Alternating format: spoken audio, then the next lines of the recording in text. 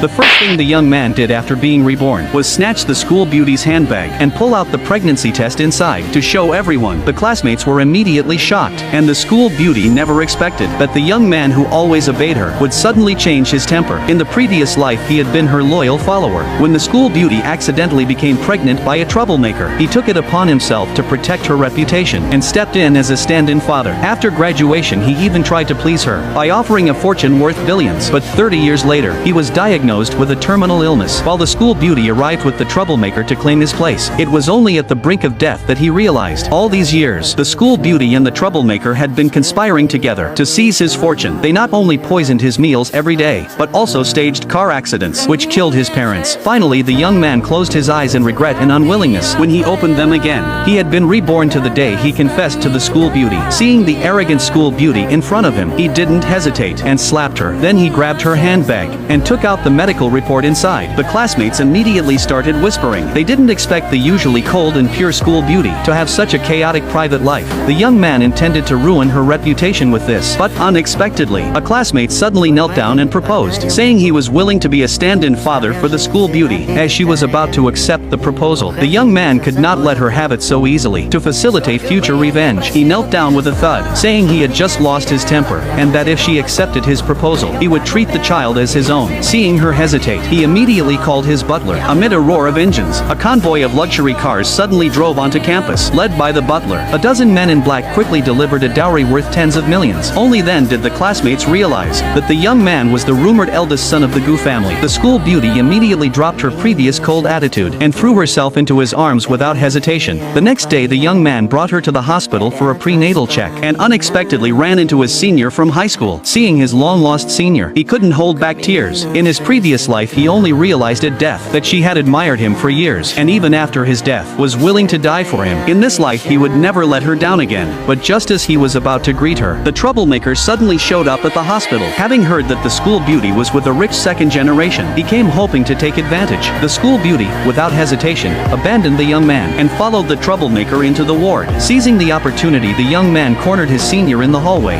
He knew she was struggling with research funding and promised to cover it all if she agreed to marry him, but she thought he was joking and left angrily. No sooner had she gone than the school beauty's father and brother arrived at the hospital. They had heard about her pregnancy and came to punish the scumbag who had wronged her. In the previous life, to protect the troublemaker, the school beauty had falsely accused the young man of being the father, almost getting him beaten by father and son. In this life he would never be a fool again. Determined, he told the father and son in detail about all the troublemaker's misdeeds toward the school beauty, exaggerating them slightly. Provoked by him, the father and son rushed into the ward without